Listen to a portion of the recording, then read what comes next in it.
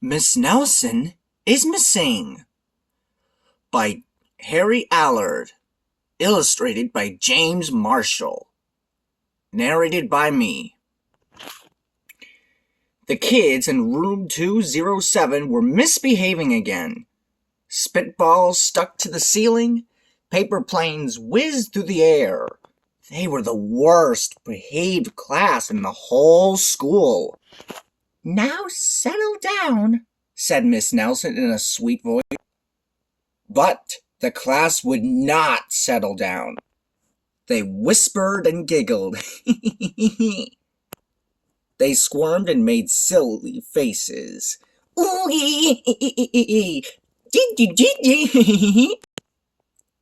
They were even rude during story hour. And they always refused to do their lessons. "Something will have to be done," said Miss Nelson. The next morning, Miss Nelson did not come to school.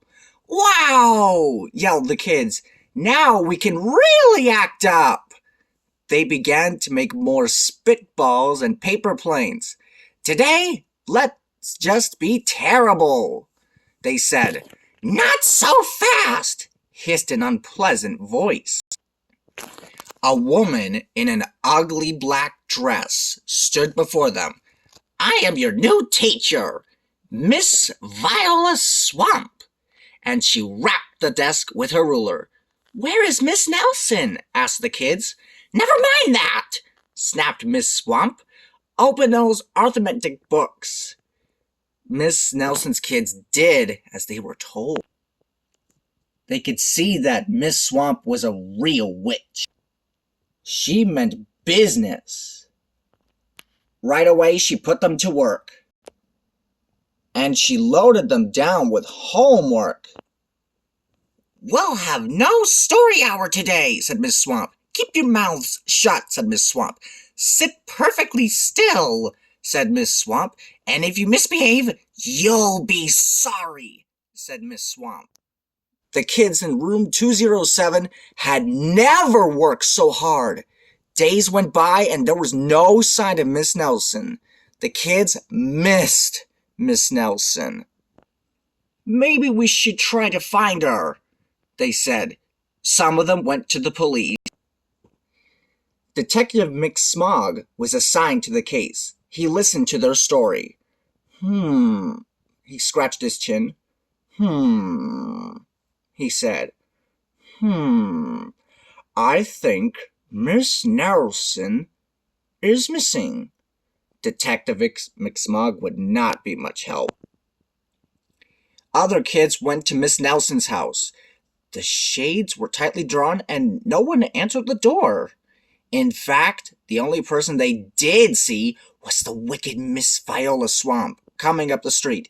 "If she sees us, she'll give us more homework." They got away just in time.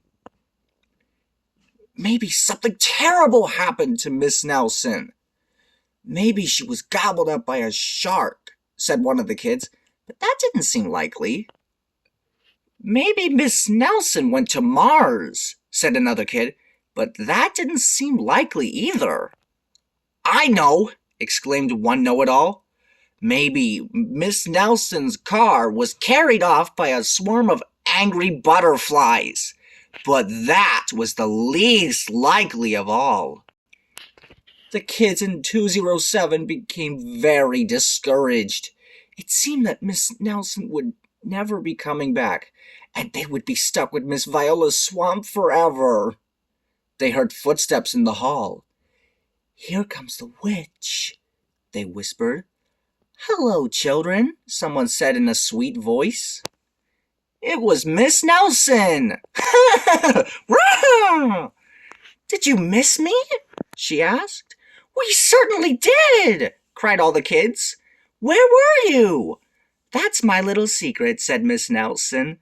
"How about a story hour?" "Oh, yes!" cried the kids.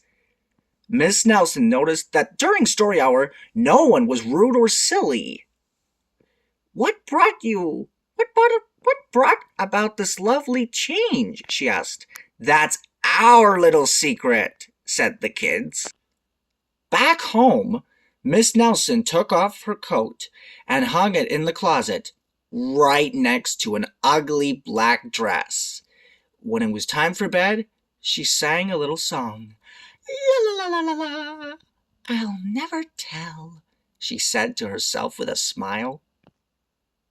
P.S. Detective McSmog is working on a new case. He is now looking for Miss Viola Swamp.